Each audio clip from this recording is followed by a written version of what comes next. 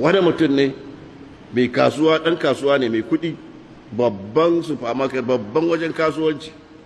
Sai ya ɗauki ɗansa ya ce je ka kasan Amerika ka koyi business ka dawo. Sai je ya karatu ya koyi business. Duk duniya inda za ka koyi business cewa ake business da zuciya ake ko da kwakwalwa. Da kwakwalwa ake, saboda zuciya tana da tausayi. Za a yi tunani, za a yi kwakwalwa ko ba abin da ta sani sai calculation. Ya zan tara kuɗi, ya zan karyawa ne.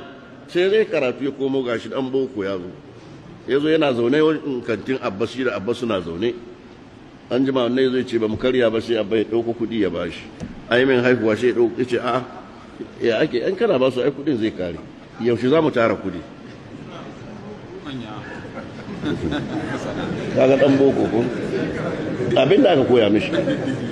Sai ce to zauna in karantar da kai abin da ba a karantar da kai ba can.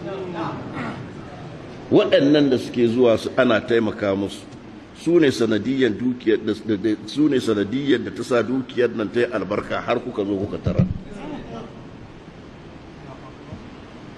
Wannan karbi da su duk baki ɗaya. Bari tambaye ka abu ɗaya. Ishe tambaye shi, kariya in za ta haihu guda nawa take haihuwa? Ya ce 13 sha kaza. Ya ce ana cin kare? Ya ce ka taba ganin garken kare an koro gashi nan wannan yana mallakan kare 1000? Ya ce babu. To sai ya ce tinkiya fa nawa ake ci, nawa take haihuwa? 1 ko 2. Kuma kullum ana yanka nawa abbatuwa. Sannan kullum za ka gaba filatani yana koron shanu 1000. Wanda ya ce mai sa haka? Ya ce abba mai sa haka? Ya ce wancan ba albarka, wannan Allah ya sa albarka.